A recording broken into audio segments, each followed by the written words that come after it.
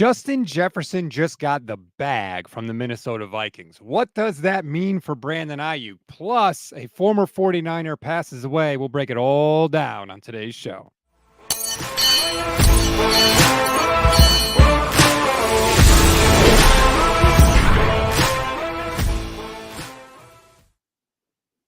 What is good, everybody? Welcome to another Gold Standard podcast on the Gold Standard Podcast Network. I'm Rob Stats Guerrera, joined by a very special guest on today's show from the SB Nation Dallas Cowboys community blog and the boys. RJ Ochoa is with us. What's up, RJ? How's it going, Stats? Always a good time in my life when I've got headphones on, a microphone in front of me, and you say, "What is good?" Everybody. That's the way it should be.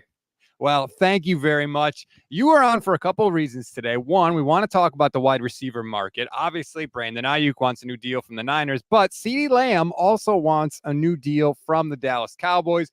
Plus, we had the unfortunate news that Larry Allen has died, former Cowboy great, was with the 49ers for a couple of years, so we can get into that. Plus, I know it's going to make a lot of 49er fans mad, but I'm still going to ask it anyway. I keep hearing good things about Trey Lance coming out of Cowboy land.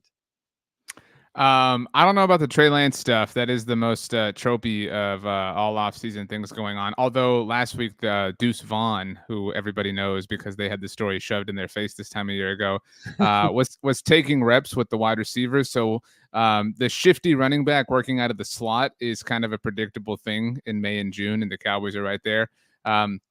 The CeeDee thing is kind of difficult for us to focus on because the Cowboys also have a Dak Prescott extension to work on, a Micah Parsons one. So it is just kind of a choose your own adventure, kind of a red or blue Pokemon version. You've taken a lot of missteps in life, so I would imagine you were a blue person just right off the bat, just because I know you and you have some flaws. But anyway, the Larry Allen thing was super unfortunate. That happened in the aftermath of kind of, handling CeeDee and Justin Jefferson stuff. Arguably the greatest draft pick in Jerry Jones's era of the Dallas Cowboys post Jimmy Johnson, and so young, 52 years old, just a really heartbreaking tragedy. Yeah, there's more I want to get to with Larry Allen, and I will, because there's a couple of just great things that whenever anybody brings up Larry Allen, I have to talk about, and I can actually show you if you're watching the stream. So we'll get to all that. But let's start with the wide receiver news, because Justin Jefferson, not only is he getting $35 million a year, RJ, the guaranteed money in this contract so far and away blows out of the water anything that any other wide receiver has received. It's not even close. And I actually want to give credit to David Lombardi, who I usually trash, but in this instance, it's deserved most of the time. But in this instance, he had a good tweet about it. Tyreek Hill got $52.5 million guaranteed. That was the most of any wide receiver in the NFL. Justin Jefferson is getting $88.7 million guaranteed at signing. That gap, the $36 million gap, is more than he's making per year. That is ridiculous for Justin Jefferson. And I can't help but think of the 49ers with Brandon Aiyuk, and I can't help but think of the Dallas Cowboys with CeeDee Lamb, who now may have to pay a little more because of this contract. Yeah, so it's funny to be talking to you about this because, and you can correct me if I'm wrong, John Lynch said after the 2020 NFL draft that the Niners had a high level of interest in CeeDee Lamb, and then said all the right things about how they were pleased that Brandon Aiyuk fell to them, and how could you not be? Certainly 4 years later, he's been a wonderful player for them. And with all due respect to Brandon Aiyuk and to Amon-Ra St. Brown and A.J. Brown and Jalen Waddle and I suppose Nico Collins and all the other players who've gotten deals or extensions this offseason, it does feel like CeeDee Lamb is in a bit of a different category. Maybe there is a gap, maybe not, that guaranteed money size gap that you showed right there. But CeeDee is much closer to Justin Jefferson, I think consensus would say, than anybody else that I've listed. Maybe peak AJ Brown would be a different conversation, but I don't think either of us think he's that player at this moment. And it's funny, this has long been what the Cowboys have talked about, is waiting for this Justin Jefferson leaf to fall. Did you see Jerry's comment about the leaves ahead of the draft? Oh, God, what did he say? Nothing will top the all-in thing and how big of a punchline that's become. But like 2 days before the draft in the Cowboys pre-draft press conference, the front office brass was obviously asked about the number of extensions that they have yet to do and how they hadn't really shown any interest in getting any done, which is a bold strategy to say the least. And Jerry Jones said, we're just waiting on some more leaves to fall. And within the next day, Amon-Ra St. Brown had a deal. AJ Brown had his extension, and obviously now Justin Jefferson. And I think if you're CeeDee Lamb, and I think Brandon Aiyuk is in a similar spot. I don't know how much you or your audience are aware, but CeeDee literally had the most statistically impressive season that any Dallas Cowboys wide receiver has ever had in franchise history. He set the single season mark in all sorts of categories, and he did it in 16 games. He didn't need the 17th, which I think obviously muddies some statistical conversations these days.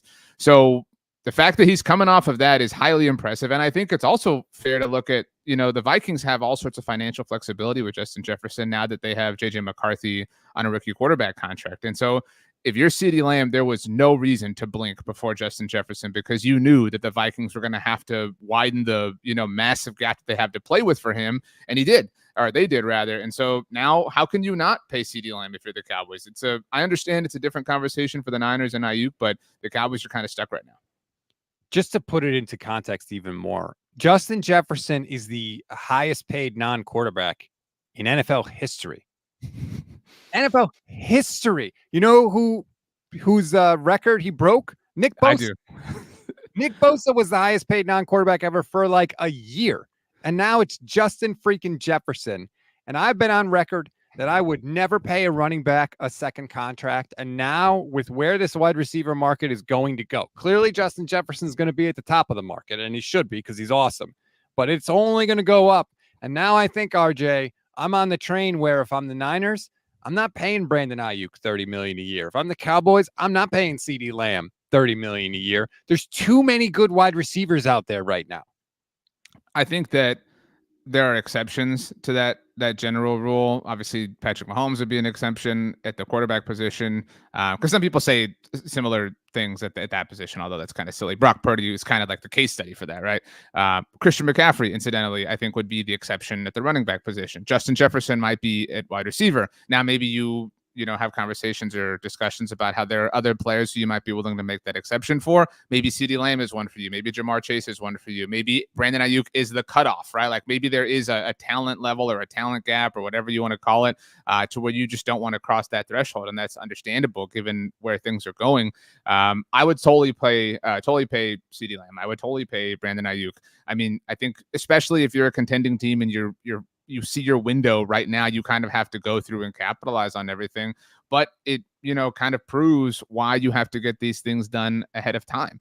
I see your comment section's obviously ripping the Niners for that. My biggest issue with the Cowboys, at least, isn't that they didn't get a CeeDee deal done this offseason, because they never were going to, because it never made sense for CeeDee to blink before Justin Jefferson did. My biggest complaint with the Cowboys is that they didn't get something done a year ago. When you identify, franchise cornerstones on your roster who or who you expect to be on your team for the foreseeable future, the best time to pay them is the earliest. And for the Cowboys, that was last year with CeeDee Lamb. And the problem is they would have had to have reset the market then. There was no big wide receiver deal a year ago. You mentioned the Tyreek Hill deal. That one, Devontae Adams, Cooper Kupp, those were all 2 years ago. And if Dallas had been bold and cunning enough to set the market themselves a year ago, the way somebody like Howie Roseman would have been, I think, then right now we'd be sitting here be saying, man, the Cowboys have CeeDee Lamb for $32 million a year. This is a steal, relative to what Justin Jefferson just got. And I think that now Niners fans, Cowboys fans, Bengals fans in there twice over are kind of stuck and hoping that their team doesn't get detonated with the bomb that Justin Jefferson just laid. It is such an increase. I can't think of another position where we just saw the increase go up by this much. It's a 69% jump in fully guaranteed money from one top of the market contract to another. That's wild. Brisbee Life on Twitch. Shout out to our Twitch fan. We love you. Aiyuk won't get Jefferson money, but it might behoove the Niners to sign their stars a little earlier in the offseason. It always behooves you to sign your stars as early as possible. The Cowboys, that's why the Cowboys thing is so fascinating, because they already went through this with Dak Prescott once. And the fact that they're going through it again with the same player is crazy to me. You should always, if you decide you want to pay your stars, pay them as soon as possible. I mean, for the Cowboys, this dates back almost to the origins of, it's no longer the new or even old new CBA, but the 2011 CBA that dramatically changed, the financial world that the NFL kind of operates in. In 2018 and 19, the Cowboys got really stuck with DeMarcus Lawrence, and they franchise tagged him and dared him to be great in 2018, and he was. And so then they had to overpay him in 2019. And when they should have been focused on getting Dak Prescott done after the third year of his rookie season on that cheap rookie contract, they didn't. And they let Jared Goff get paid and Carson Wentz get paid and all these other things. And then they tagged Dak and they went on and on. And to your point, you would think they would have learned the lesson with him, but they didn't. And they didn't learn the lesson with CeeDee Lamb in terms of paying somebody as early as possible. And what's more is the big three in Dallas. I know you keep your kind of finger on the pulse of this right now are Dak Prescott, CeeDee Lamb, and Micah Parsons. And it's well understood that in that hierarchy, Micah is last because they have the most time remaining on his rookie contract. Well, you're going to be in this boat a year from now. Like you're going to be in the exact same boat with Micah a year from now that you find yourself in with CeeDee. And the way that CeeDee just laid out the greatest Cowboys season of all time at the wide receiver position, think about all the players active. And this is a point I've been trying to hammer home who've won defensive player of the year. Nick Bosa obviously has, TJ Watt has, Myles Garrett. Who's the one consensus top dog in the NFL right now that hasn't? Micah Parsons. And you know better than I do how sometimes NFL awards are kind of just a rotation of like, well, this guy's up, this guy's due. So what if Micah has that season? What if Micah turns in something spectacular? And now all of a sudden next year you're negotiating with the reigning defensive player of the year, entering the final year of his contract when you didn't learn the lesson with CeeDee, you didn't learn the lesson with Dak twice over, you didn't learn the lesson with DeMarcus Lawrence, yet somehow, some way, you won enough games every year to lose to the 49ers in the playoffs. Albert Breer wrote in his Monday column, good on the Vikings for taking care of Jefferson and good on the Lions, Dolphins, and Eagles for getting ahead of the market, and good luck to the Niners and Brandon Aiyuk and the Cowboys with CeeDee Lamb. And before you say, well, what if the guy has a bad year? Then it's good that you waited. Justin Jefferson played just 10 games last year, had barely over 1,000 yards, and still got 70% more guaranteed money than the next closest wide receiver. Even if that weren't true, but that is a great point. That is so stupid to me because, oh man, I really hope that Brandon Aiyuk sucks next year, right, so that we can pay him less. Like that would be so awesome. It is so strange how the thing you want, which is the team having success, generally revolves around and depends on the players involved having success. And if they have success, it's going to make paying them all the more difficult. And the Aiyuk thing, I mean, if you think it's hell right now dealing with it, Niners fans and Gold Standard Network listeners and viewers, think about next offseason when you're dealing with a Brock Purdy extension conversation and this happening in parallel with it. It is not something that you want part of. So yeah, if I was John Lynch, I'd be absolutely on the phone trying to beat CeeDee Lamb, Jamar Chase, T. Higgins if it ultimately comes down to that. There's an interesting point about that, the Brock Purdy contract that I want to get to in a second. But first, Corey Soto has a super chat. Thank you, Corey. He says, BA isn't Justin Jefferson, but to say one doesn't affect the other is like saying a house sale doesn't affect the neighborhood. Brandon Aiyuk, if not next door, is down the street. I am sure Brandon Ayuk's agent is making that exact same argument. The thing is, if I'm the 49ers, I say, look, we don't give anybody on this team the kind of targets that Justin Jefferson or CeeDee Lamb, for that matter, gets. It's just not worth it to us to pay anybody this much money because we're never going to be able to get the value from that because the nature of our offense spreads the ball around too much. I mean, that may be true. Then you have to be prepared to move on. You have to make a decision because the worst possible decision is to drag this out, and the next offseason panic and overpay. If you make the unemotional, objective decision that, hey, this is the way our offense works. We trust Kyle Shanahan. We can, bring in anybody else, whoever the case may be, and we can just effectively, we have our exceptions, our George Kittles, our Deebo Samuels, whatever, as they come along and pass through the offense as time goes on, but we're just not going to blink here, then yeah, get the most out of him. And you know what? Give him an enormous amount of targets this season so that when he leaves, somebody else can pay the heavy price and you can, recoup your compensatory pick and move on. And that's just the way you laid it out. Recoup. It's recoup. It's not recoup. It's recoup. It's recoup. It's recoup. It's not like a coup, like you're trying to overthrow the government. It's not a coup d'etat, but it's recoup. I don't think it is. I'm more dignified than you are. So, I mean... Well, you think because you're wearing a shirt with a collar, you're better than me? I think because I'm not wearing 2 T-shirts. That's why. I am a 2 T-shirt guy. If I don't wear 2 T-shirts, I'll be cold regardless of what the temperature is outside. It's a bizarre phenomenon. This is the world that I live in. It'll be interesting with Brock Purdy and the Niners because what they have done consistently is wait till like July or August to get these deals done. George Kittle famously had a very ugly negotiation with the 49ers. He called their first offer, or his agent called their first offer, the St. Valentine's Day Massacre. Trent Williams had an ugly negotiation. He had to call Kyle Shanahan on the phone and say, I'm about to go to Kansas City. Let's get this thing done. Deebo Samuel, obviously, we know how that negotiation went. They always get these things done very, very late in the year. But I'm old enough to remember when they signed Jimmy Garoppolo after the 2017 season, they did it in February. They did it lightning fast. And if Brock next year signs his contract super quick, I wonder if the rest of the people on the team are going to be giving them side eye like, oh, you signed your quarterback right quick, but you made the rest of us wait all the way through July and maybe into August. I mean, well, two things. And I certainly don't know as well as you do, but the Jimmy Garoppolo thing was almost a like, see the trade we made 3 months ago? This was totally worth it. I mean, the context is very different involved in terms of the expediency with getting the Garoppolo deal done. And you know what? If the quarterback deal gets done first, you know why? It's because he's the quarterback. It's because he's the most important player on the team. It's the biggest contract that you're going to do. And if you want to beat the market at any particular position, it's that one. And so I understand how that may upset people, but for the most part, Brock Purdy seems to be beloved in that locker room. And I think if you contextualize it even more, you go from, if anyone is looking to get paid, it's the last pick in the NFL draft, right? Like if anyone's been making pennies on the dollar and deserves, the big influx of cash so he can set himself up nicely, it's Brock Purdy.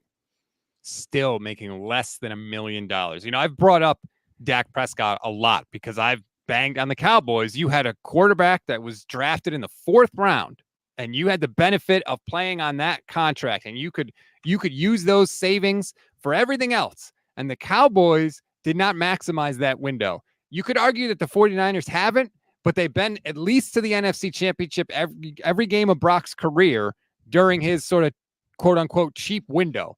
That's what I would call maximizing it. Well, both Brock and Dak replaced Eastern Illinois quarterbacks, and that's an interesting common denominator that they share. But what makes the Cowboys situation even worse than what you outlined is on the subject of Tony Romo. I think they did I saw Eastern Illinois chat with Sean Payton last weekend or something. So, but either way, the Cowboys, when Tony Romo retired, and he never used that word in 2017 after Dak's rookie year, they made him a post-June 1st cut. So not only did they not capitalize on Dak Prescott's rookie contract, but they contaminated even more of the window that they had by splitting Tony Romo's dead cap money in half. So it was just absurd the way the Cowboys went about that. They never, ever, ever swung big in free agency because that's just not what the Cowboys do. But again, they managed to put themselves in the mix every single year. It's amazing how they live at both ends of the spectrum simultaneously. I said on ESPN radio last night that the Cowboys will never win a Super Bowl as long as Jerry Jones is in charge, because a Super Bowl is not his biggest priority. His biggest priority is that Cowboys being worth a lot of money, being on the tip of everybody's tongue, being in the mix, getting the high TV ratings. But the Super Bowl is like the cherry on top of the sundae. You don't get a cherry, you're still eating your sundae and you're still damn happy. And that's what I think Jerry Jones is. So to kind of use your Brandon Aiyuk thought process here, I mean, I can't put a financial value on this, but say the Cowboys did win the Super Bowl this year, right? Like, oh, LOL, not happening, blah, blah. But say they did. Are they really taking home more financially than they did last year? Like, what? Like, is the difference in financial return worth the significant amount of increase in work that it would likely involve and entail? Probably not. Now, when you talk about a team, and I know this is a sore subject, so I apologize, but like Kansas City, you go from being mid-market team to belle of the ball, NFL dynasty. There's an enormous amount of worth relative to what you're, kind of coming from. But If you're the Cowboys, there's just nothing to be had there. I mean, you're going to be the center of attention and be the, biggest show in town no matter what. Interesting. I hadn't thought of it that way, but yeah, that's kind of true. It's a feature, not a bug at this point with the Cowboys. So there's a reason they haven't been back to the conference. I just did it on ESPN Radio yesterday. I mean, even the Dallas Stars got to a conference championship. The Texas Rangers are the defending champs. I mean, you know all this, obviously. The Rangers are the defending champs in Major League Baseball, and then you got the Cowboys. The Mavericks are in the NBA Finals as well. Right. Each one of them has been to their version of the conference championship multiple times. The Rangers have been there 3 times to the ALCS, and they've won them all. Obviously, won it all last year against my Houston Astros, a sore subject for me. The Dallas Mavericks in the Cowboys drought have been to the Western Conference Finals 5 times, and the Dallas Stars have been to the Western Conference Finals 7 times. But my favorite way of contextualizing this, besides the fact that John Elway didn't have a Super Bowl ring of any kind when the Cowboys last reached the conference championship, and has since won 2 as a player, and then retired and entered a whole different line of work and built his own Super Bowl roster that won one, including with a member of the Dallas Cowboys Ring of Honor and DeMarcus Ware. But my favorite way of contextualizing it now is that when the Cowboys began their Super Bowl 30 title defense, Marvin Harrison Sr. was a rookie in the NFL.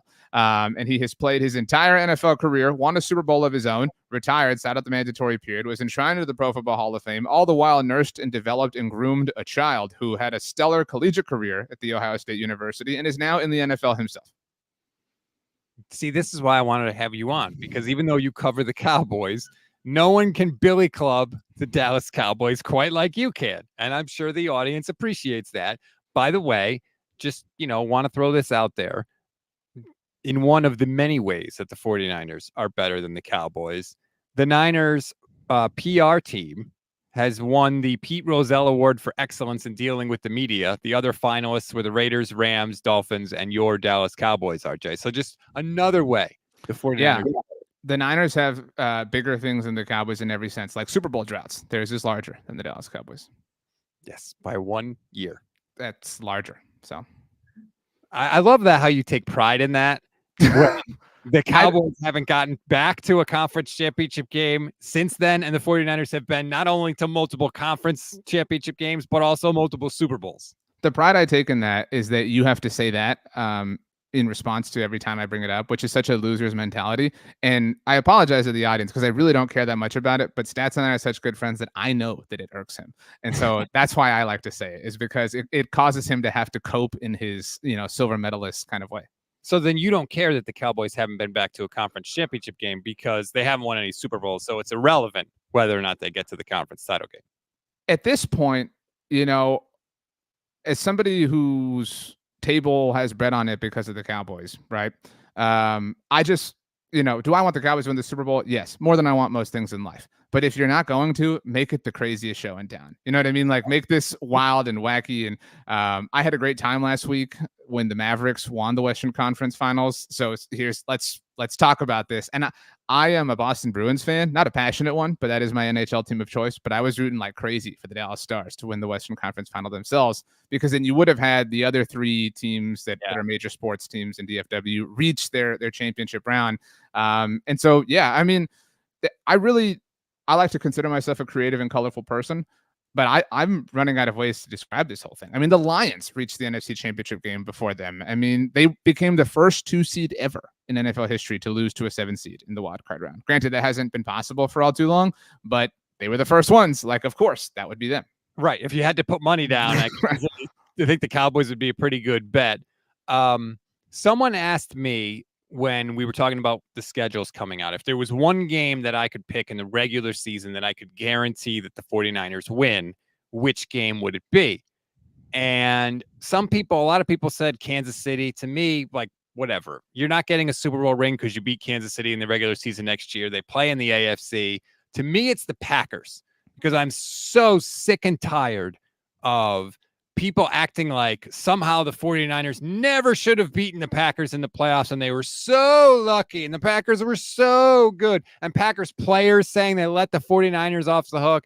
I think that is the game, if I could pick one, that I would want to guarantee the 49ers win in the regular season. Is the Niners-Cowboys game in Week 8 for you the game that you would guarantee Dallas wins, or would you pick a different game?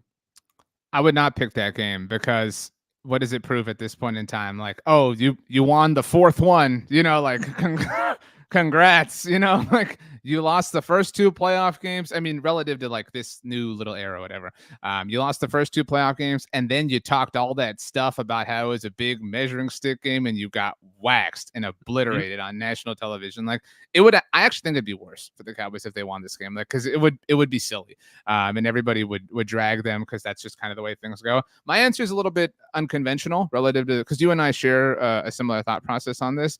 But if you'll allow me, my answer is week 11 for the Dallas Cowboys. It is a Monday Night Football game, and I'm actually going to this game. I haven't been to a game in a very long time, so I'm already stressed about this. But it has nothing to do with that. It's the Houston Texans, and I would not say there's an in-state rivalry, but around 2010, 2011, those Matt Schaub days and years, and when TJ Yates won the playoff game, Texans fans got real annoying, like really annoying. And I'm very happy for the Texans. I enjoy them, what they've got going on, what they're building, etc. But if I'm looking at this, the most annoying week of my life after a Cowboys loss would be after a hypothetical loss to Houston. That would be just a really, and as an Astros fan, I deal with a really complicated DFW Houston kind of relationship. So to add this to the pot, I just don't want to have, my life be turned upside down that way. All right. I would not have picked that game. Not going to lie. When I look at the entire Cowboys schedule, I think maybe Detroit or a Philly game. I could understand that. I mean, they usually beat Philly anyway, but I didn't expect Houston just because it's an AFC team. I mean, like that doesn't affect you that, like, I wouldn't mind if the Niners lost every AFC game because it doesn't affect seeding or has the least effect on seeding, I should say. But I get your point. But at this point, given this, because they have had success. I mean, what can the Cowboys, I'll ask you, like, who could they beat that you'd be like, oh crap, I'm really scared of them this year? Nobody, right? Like, exactly. Like, so so now I've just had to shift my mentality to what would annoy me the most. I want to avoid that at all costs. I can understand that thinking. All right, let's switch it up a little bit because I want to talk about Larry Allen. And I know a lot of people might not know Larry Allen. You've heard the name, but maybe you don't know just how freaking good this guy was. He passed away unexpectedly over the weekend at the age of 52. Pro Football Hall of Famer. Spent all but 2 years of his career with the Dallas Cowboys. Last 2, he was in San Francisco. If you don't know about Larry Allen, let me just say the man was first team All-Pro at guard and tackle at different points in his career. That's how freaking good Larry Allen was. He, the Cowboys have had some success at drafting offensive linemen in recent history over the last decade, and specifically along the interior. And most recently, Tyler Smith is kind of, the name. Obviously, everybody knows Zach Martin, but Tyler Smith was their first-round draft pick 2 years ago. He very famously floated out to tackle when Tyron Smith got hurt. You and I talked about that a lot at the time, and I killed the Cowboys for that. But Tyler Smith saved them because he was so good. And the Cowboys gave Tyler Smith, when they drafted him out of Tulsa, number 73, as an homage to Larry Allen because they believed in him and believed in his flexibility and his versatility and his just kind of overall athleticism. And that's really who Larry Allen was. And I think John Madden, I think you might be a better person to ask than me, but there are like 5 players who John Madden helped sort of immortalize the careers of, and Larry Allen is one of them. Not that Larry didn't do that himself, but this moment, I mean, this was when I think Larry kind of captured the minds and the attention of people on a national level because he was so fast for a man that was that large. Is his rookie season, and Troy Aikman throws an interception against the Saints, and I believe it's a linebacker running down the left sideline, and Larry Allen at 330 pounds from the opposite hash mark chases him down and tackles him on the sideline. If you're watching the stream right now, you could see it. And the coolest part, I don't have the audio up, but in the call, there's 2 analysts in the booth, and both of them completely ignore the interception by the linebacker and say, "Oh my God, did you see Larry Allen chase this man down?" He was that much of an athletic freak. He, just incredibly strong. And he, I think when we close our eyes and we think about offensive linemen, we think about offensive linemen from this day and age, right? Like he looked like a Madden offensive lineman. He was just massive, and he had these massive shoulder pads, and he was just this monster of a human being. And so to be able to kind of, run the run, not just walk the walk, was an incredible thing. And he arrived at a time where the dynasty for the Cowboys was, sort of at its peak and at its nirvana. And obviously they lost the NFC Championship game that year to the 49ers, but then took it all home in 1995. And he was the best player on the Dallas Cowboys for a majority of his career. And unfortunately, I would say his peak version of himself was spent with the Cowboys when they were kind of wandering in the post-triplet days. The entire time you were talking, and now even while I'm talking, I put a clip on the stream of Larry Allen bench pressing 225 pounds at the NFL skills competition that they used to do. I'm still Pro Bowl. At the Pro Bowl. Yeah. Larry Allen is still benching 225 pounds. He has not stopped. I believe he did it 42 times. It is still the record. No one has come close to beating it. And Chris Berman on the call said the first 30 times he put it up, it was like he was lifting a salad fork. He, I said it at the very top. He is probably the best draft pick that Jerry Jones ever made without Jimmy Johnson. Because if you include Jimmy Johnson, I think Troy Aikman probably takes the cake for obvious reasons.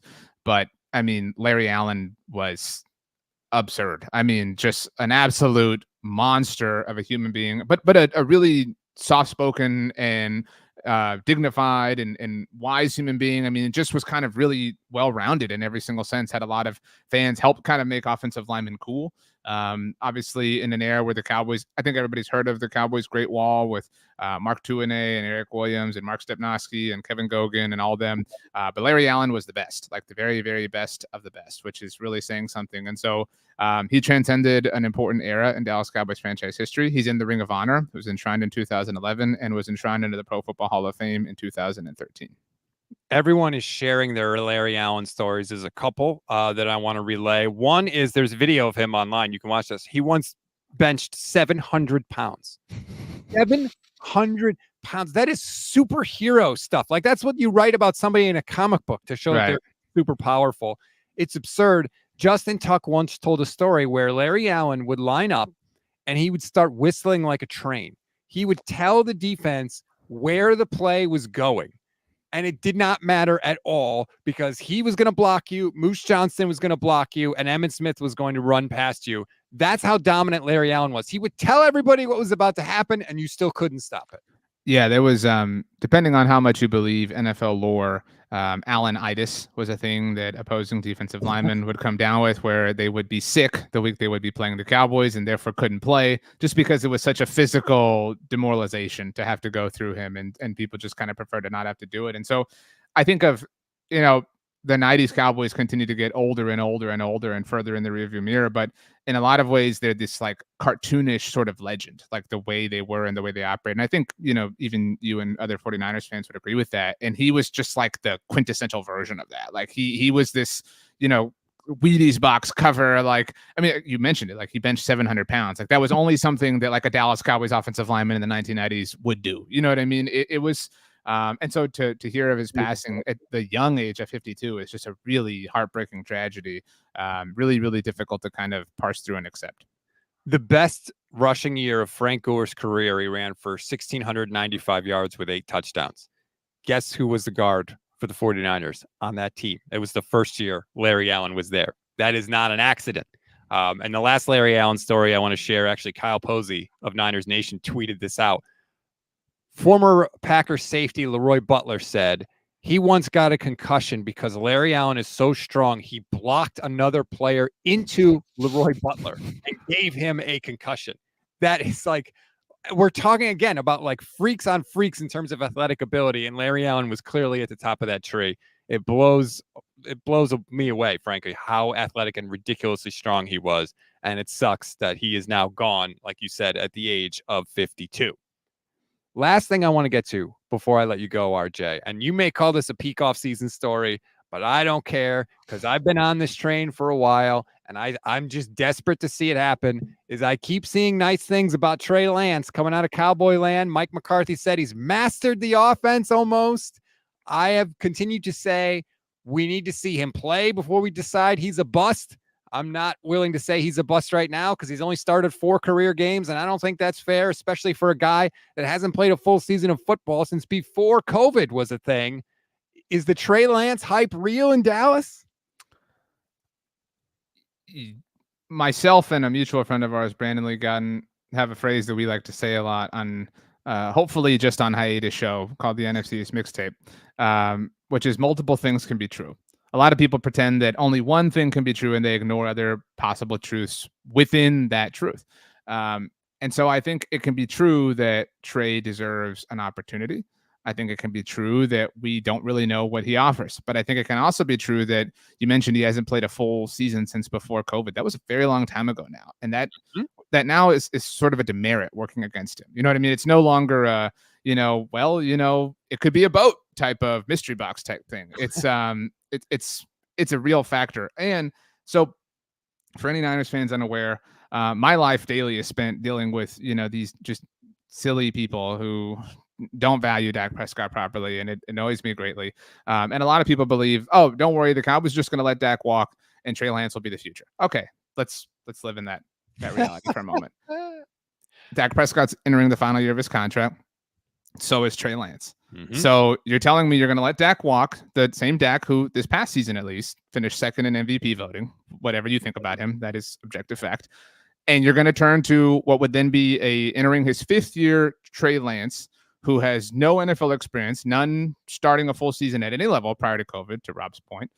And you'd have to negotiate a new contract with him, and he would know that you had no other option. So now he has all of the leverage. You've transferred the leverage from Dak Prescott to Trey Lance. It may not be as significant, but it is still leverage nonetheless. I mean, if you don't believe Trey would walk away with something like, at this point, like $32-33 million per year, I don't think you're living.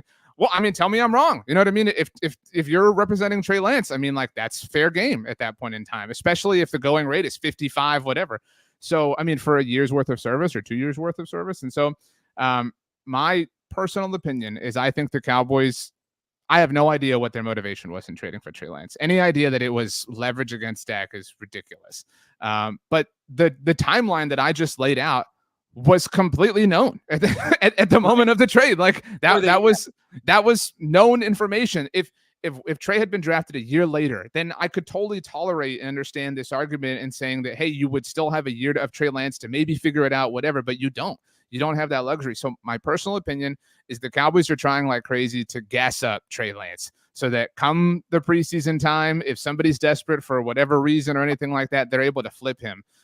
Because, I mean, you tell me, like, laying things out. I know you think somewhat highly of Dak. I know I'm not saying you think he's like top 5, whatever, but I know you acknowledge him to be a very good quarterback. I mean, he's not. So Trey Lance is not a threat to Dak. And I mentioned another trope. I'm sorry, I'm all over the place here. But Deuce Vaughn is seeing work at slot receiver. That's a trope. He had a quote last week, throughout OTA stuff, where he said it's just kind of nice to see where Dak's head is at and see where Coop is at. Coop being Cooper Rush. He didn't mention seeing where Trey's head is at. So he's not seeing a lot of work with Trey Lance. And this is like a down the roster Deuce Vaughn. So right. I find that to be somewhat significant and notable.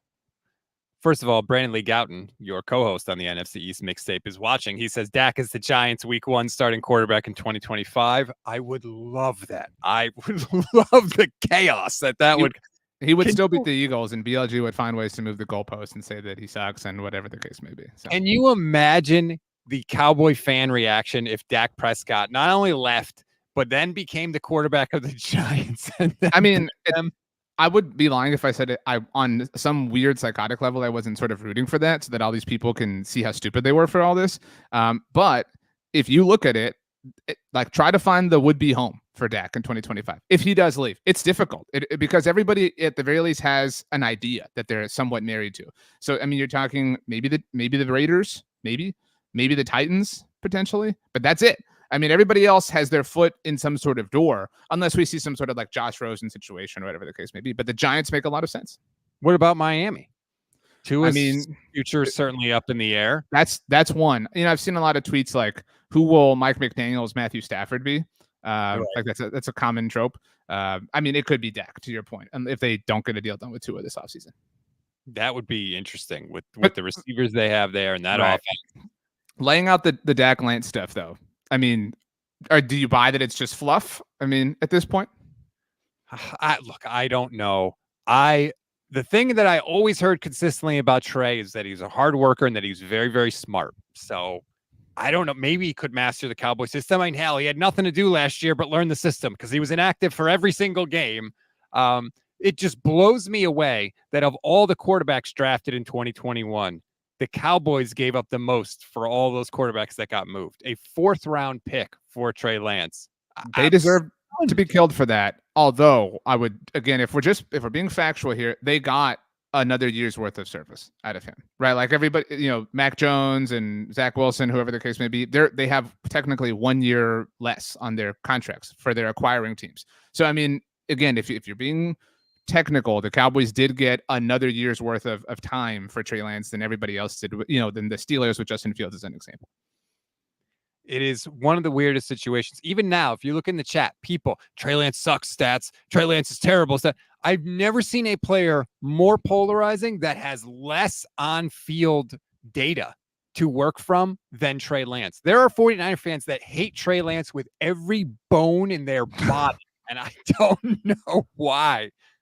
Eric Eric Wallace asked if Lance was a healthy scratch every game. He was technically the emergency third quarterback. So in the new rule that allows it. So he did suit up every game.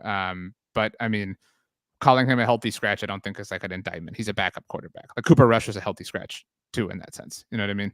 So. Yeah. Brandon Lee Gowton says he couldn't get on the field because he's not good. Here's what I don't understand. How is it possible that players like Trevor Lawrence or Sam Darnold or Justin Fields, who have years of on-field experience, and there are people that will go to their grave saying they just need to be in a good situation. We can't say for sure that they're not any good. Yet Trey Lance has started 4 games, and people are sure they know he can't play football. I don't get that. I think 2 things. One is that I've told you I think very highly of Kyle Shanahan, and I think a lot of people do.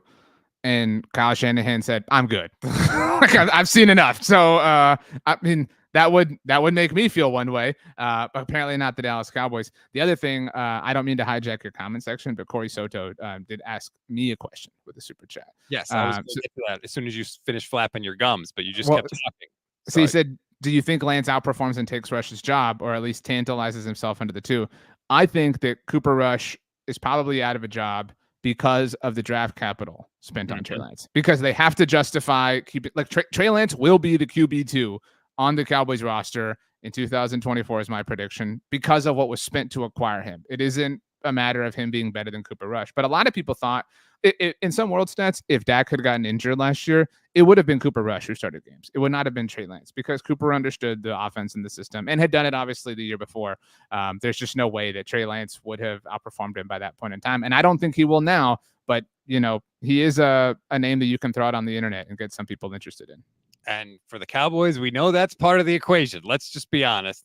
All right, I had to ask because I keep seeing stuff, and I'm not going to lie. Like, I am kind of rooting for him. I'm at least rooting for him to get on the field. If he plays well or doesn't play well, whatever. Can you imagine working your whole life, busting your ass to be the 3rd overall pick in the draft, and you start 4 games, and then your career might be over? You might never see the NFL field. You can just say, "Can you imagine being Trey Lance?" Like, like you don't have to, offer the whole detail. But what's your personal hell with Trey Lance? Like, is it he starts that game in San Francisco in week 5 or whatever it is, and just lights up the Niners? Like, what is your like, oh my gosh, like this is the worst possible outcome here? There's nothing he could do in a vacuum that would be bad for me because the 49ers have made a Super Bowl with the guy that they chose to replace him. Fair. If Brock stunk and or got hurt and all of a sudden Trey Lance was lighting it up and I had to watch Josh freaking Dobbs quarterback my team, yeah, I'd be a little upset about that. But there's nothing just in a vacuum that Trey Lance can do either way because the Niners have been pretty good without him. Wow. Okay. I didn't expect Josh Dobbs to take us straight here, but I mean, to be honest, he seems like a fine player, but as well, he did have some flashes last year, but he also had some clunkers too. Let's call it like it is. But hopefully, we don't have to spend any more time worrying about the backup quarterback in San Francisco. Hopefully, Brock ends up, continuing on this upward trajectory that he's on. Yeah, which is why hopefully if you're a Niners fan, the Niners pay him as soon as possible when they can next offseason and don't drag this out and cost themselves more money in the end, like the Cowboys have with pick your guy. They're doing that with everybody at this point. Chris Sims had Brock Purdy 17th on his quarterback countdown. How do you feel about that? Too high, too low, or just right? If I ranked NFC quarterbacks right now, this isn't a ranking, but these are I'm just looking at helmets. These are quarterbacks I would take over Brock Purdy today. Dak. I'd still take Jalen Hurts. I'm not going to go Jared Goff. I would think really hard about Jordan Love. If you're getting kind of in the mud if you say Caleb Williams, because then you're talking like he's a rookie, but I would think about that.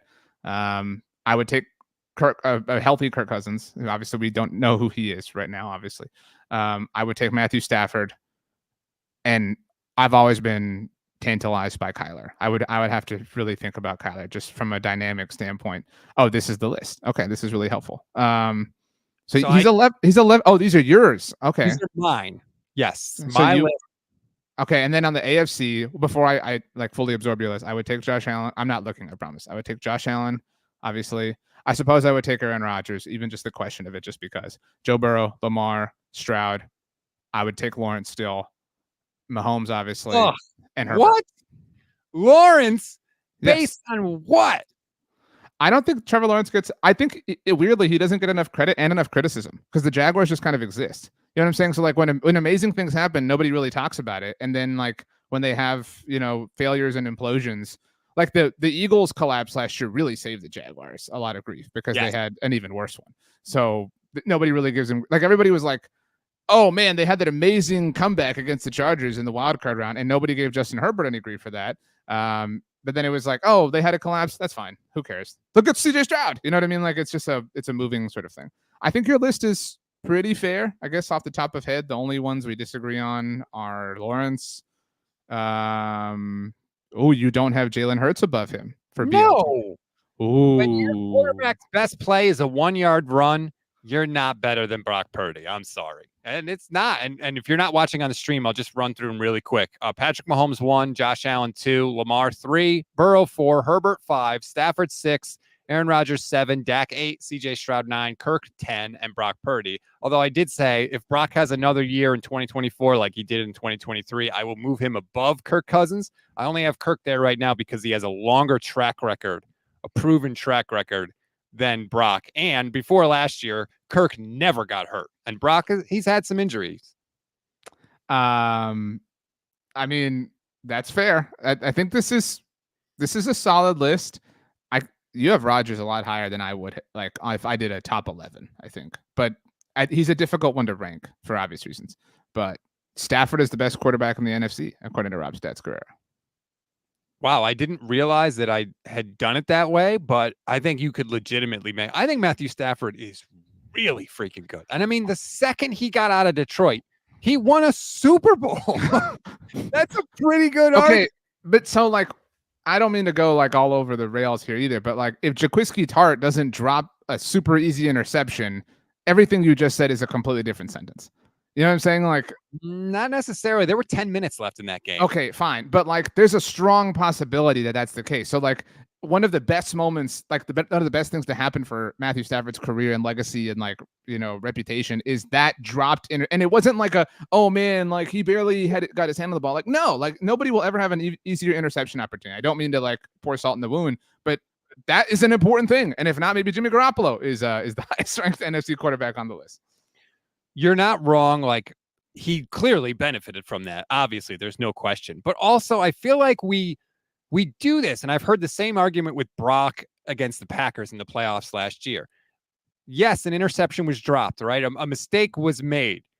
But we only have this argument because Matthew Stafford then took advantage of the mistake and went down and beat the 49ers, just like Brock Purdy did against the Packers. So you can't just invalidate everything that comes after a mistake or a dropped interception because the guy dropped it. That happens, unfortunately. And yes, you're right. Tartt should have picked it off. But I also saw Stafford in, I think it was the NFC Championship. Was it the championship or the divisional round? It was the divisional round against Brady and the Bucks. Remember when the Rams are falling apart at the end of that game and Brady's coming back and it's like, oh my God, Tom's going to do it again. And then Stafford goes down and rips a ball to Cooper Kupp down the middle of the field to put the Rams in position to kick a field goal and win the game. So as much as you want to bang on Stafford for having that horrible would-be interception, they wouldn't be there without him, because I will bet all the money in my pockets that Jared Goff's not making that throw in that spot. I don't disagree with you whatsoever. I'm just saying the flap of the butterfly's wings are precarious and can send conversations one way or another. Even you brought up Jared Goff. When he got paid, our conversation was, well, this just raised the floor for Dak Prescott's conversation. And then all these like idiots are like, oh, well, Goff's been to multiple NFC championship games and he's been to a Super Bowl. It's like, and people are giving Goff credit for, and rightfully so, what he did with the Rams, and completely discarding the fact that the Rams themselves discarded him. He was so bad that they were like, you know what? We don't want any, we will completely and totally overpay for you to take this dude away from us. That's and people change and information changes and things like that. So you're right. And I don't mean to isolate just the Tartt would-be interception, but my point is, and I think Stafford was kind of a surprise for a lot of people last year, because I think we kind of wrote him off after the 2022 season. He's very, very, very good. I don't know it's just a weird sentence to say out loud that he's the best quarterback in the NFC. I think Dak Prescott is. I did not think of that when I was making the list. I just did it kind of quickly off the top of my head. But I think if I really dug in, I might go Stafford. I might actually think that worked out properly. Can you put the list back up, please? Because Yeah, your NFC quarterbacks were Stafford, Dak, Kirk, and Brock. That's your 4 that you have. Who would be the 5th best NFC quarterback? Hurts or Love? I would give Hurts the benefit of the doubt because he has more of a sample. Like Love's getting a lot of credit. Who was it? Was it Tannenbaum that just said he would take him second in the NFL after Mahomes? He would take Jordan Love. Like what? For a half a season? The guy's had a half a season of production. He sat behind Aaron Rodgers for years. And then, even though he had 3 years to learn how to do stuff, he got in there and was mid at best. Now, to be fair, the last 10 games of the season, he was incredible. But the first games count too. So I'm just saying I need to see more before I thrust Jordan Love atop the list of NFC quarterbacks. Okay, so say, because I'm just interested in this now. So say you're putting Love at 5. And who's your 6th NFC quarterback? The only ones you haven't named now, well, there's a lot, but the notable ones, Hurts. I suppose you could include Baker if you find him to be notable at this point. I do not. You could include Caleb Williams if you'd like. And Jane Dan. Oh, I mean, again, it depends what kind of conversation you're having. But Hurts and Kyler, I guess they're the notable ones who you've left out. I think I would go Hurts, Goff, Kyler in that order. Wow. So Hurts is 6, Goff is 7, and Kyler is 8. Man, the Kyler Murray disrespect. Jeez. And Derek Carr 9. Yeah, whatever. Who cares? Why should I respect Kyler Murray? His own team said you don't watch enough film, so much so that we have to put a clause. That was like 3 years ago, but I agree with you. But it was a long time ago. I mean, that's all I'm saying. Things change. Well, what has he done since then? They had a solid final quarter of the season last year. I recognize I'm really reaching, but like we're down to the 8th and 9th quarterback in the conference.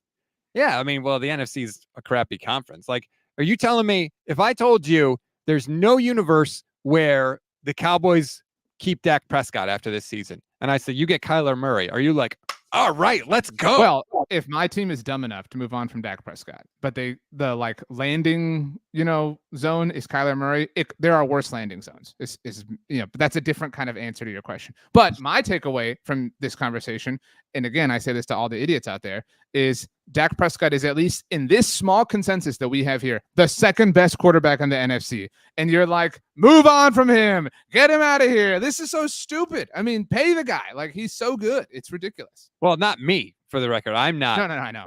No, yeah. But I'm using you as the consensus here. You know what I'm saying? Like, and I know that your chat is having a lot of fun at Dak Prescott's expense. And I know that he doesn't necessarily strike fear in you because what Cowboy does. But that being said, you all would agree that he is a quarterback worth paying commensurate market rate to. That market rate right now just happens to be a stupid amount of money. And you still think, for the record, that the Cowboys do want to bring Dak back, right? I think the Cowboys decided a long time ago that they were fine, just chilling, and whenever they feel like getting up off the couch, they'll cut the deal for Dak, they'll cut the deal for CeeDee. So what if we could have saved a lot of money and helped our roster if we'd been proactive by this? What good does that? What we're gonna? And again, it's my last question. I know I've hijacked a lot of this, but I really enjoy podcasting with you, so I'm sorry. And I've asked you this question before. The Cowboys are not as good as the 49ers. That's an important qualifier to offer, but they are a very good football team. They've won 12 games each of the last 3 seasons. Nobody's hanging a banner. Nobody's saying that's the ultimate goal, but they are very, very, very good. And the general consensus is McCarthy sucks. Dak sucks. The front office sucks. I'll tell you the front office sucks. Something has to not suck. In fact, something has to be very, very, very good for them to be this good. What is that thing? In fact, I would argue that it has to be a number of things for them to be this very, very, very good. So what are those things in your assessment?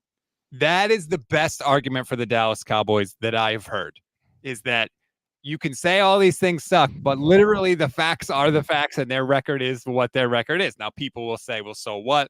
Look what happened in the playoffs. Right. And I get that, but you don't win a church raffle to get to the playoffs. You get to the playoffs by winning games in the regular season, and you could say what you want, but the Cowboys have done that. I think I would pay Dak, honestly. I think as long as he didn't want like $60 million a year, I would have. if I was going to pay him, I would have paid him. Everything the Cowboys have done to me looks like they don't want to pay him and that they just want to let him go, but they don't want to admit that because then it's kind of like a lame duck season. It's a weird place to be in. But all their actions to me point to, we don't want to pay this guy. We've decided it's not going to happen with him, and we'll just move on and we'll look for the next era. I don't buy that personally, because if that were true, they would have to have some level of plan in place. They would have had to have considered somebody highly in the draft this year, whether it be the second or third round, just to give themselves some sort of escape hatch. But they haven't. And it's my opinion that they're, as inefficient as it is, they're comfortable just cutting the deal whenever they ultimately feel like doing their jobs. Now, I would offer in response to kind of everything, Bazi Mian in your chat says the Cowboys are in a division with the Giants and the Commanders. Their records have been fraudulent. Nobody makes this claim about the Eagles, do they? No. Well, because the Eagles have won a Super Bowl fairly recently and got sure, that's fine. At this point, is 7 years ago fairly recently at this point? No, you know, not really. But my point is like the Cowboys, like, again, this word success is really stupid and funny here, but like the success I'm talking about is over the last 3 years. When the Eagles were, had the like greatest regular season ever 2 years ago, did anybody say, oh, well, you beat up on the Commanders and the Giants? In fact, they lost to the Commanders that year. So like, I didn't say it. Yeah, I mean, are they fraudulent as well? You know what I mean? Like who are the non-frauds? Who are the real people? Only the Niners? You know what I mean? Like there can't just be one good team and 31 frauds. I'm sorry. That is a fair argument. Last question before we go. Who gets paid first, Brandon Aiyuk or CeeDee Lamb? CeeDee. I do think that the Cowboys were kind of forced to have to wait for this Justin Jefferson thing. And it was now 9 years ago, Des Bryant had been franchise tagged, and so had the late, great Demaryius Thomas. And that went down to the July 15th franchise tag deadline, and the Cowboys got the deal done like an hour before the deadline. And literally like 5 minutes later, Demaryius Thomas got the almost exact same deal. It was like $100,000 more. They had the same agent at the time. CeeDee and Justin Jefferson share an agent. I don't know that this will be as close in proximity. It obviously isn't, but I think it's a similar situation. Well, that's the annoying thing, especially now that the Jefferson deal, because clearly we have the top of them. Right. I mean, you just had AJ Brown, you just had Devontae Smith, you just had Amon-Ra St. Brown. It's not like you have to dig around to come up with a ball. Like it's all there. The framework is there.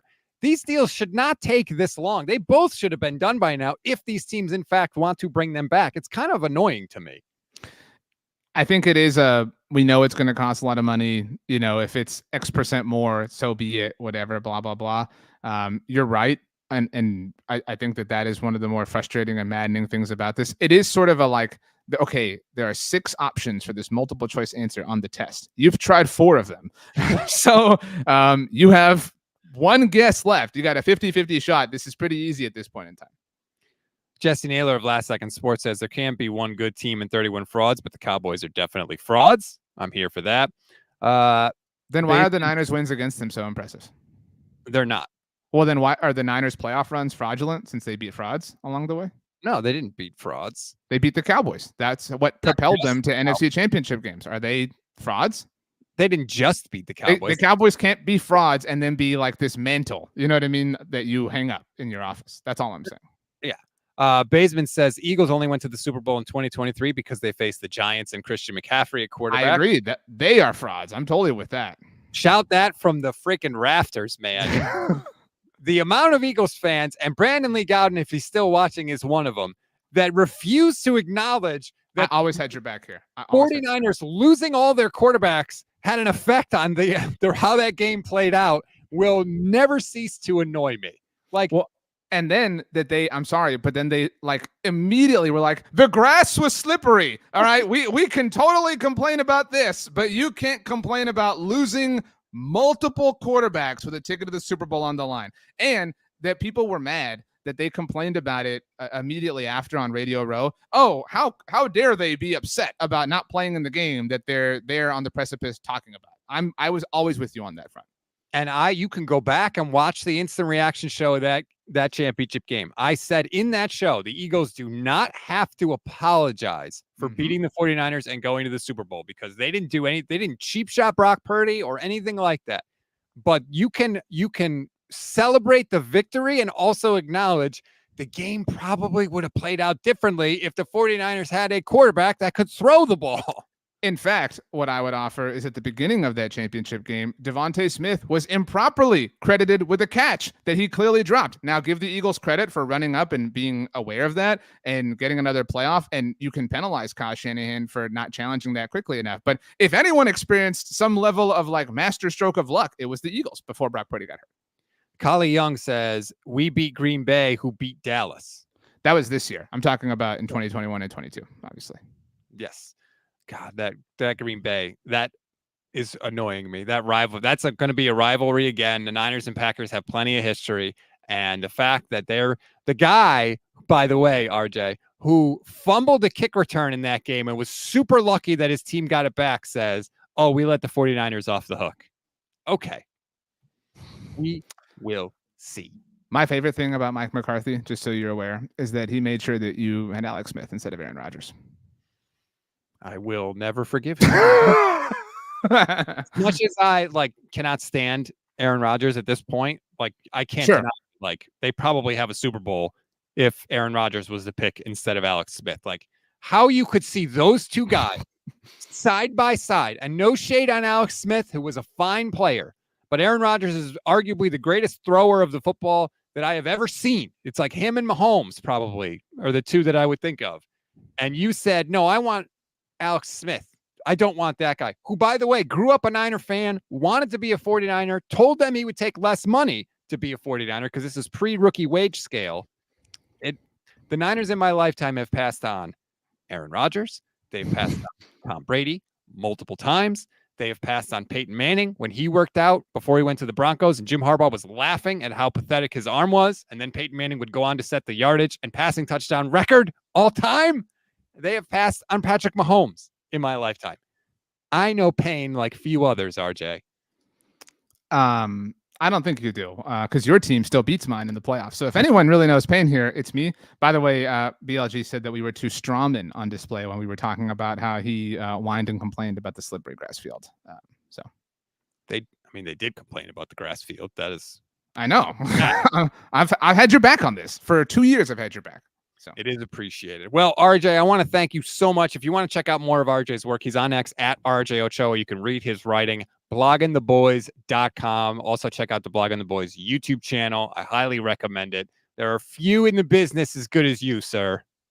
Stats, you're the man. Everything you touch turns to gold, including the Standard Network. Because without you, it would just be the Standard Network. Thank you for your time. Thank you to the loyal audience that is the GSN. I'm happy to see you all thriving, flourishing, rocking and rolling. I wish you all health, wealth, and happiness in every sector of your life, but pure, unadulterated football misery.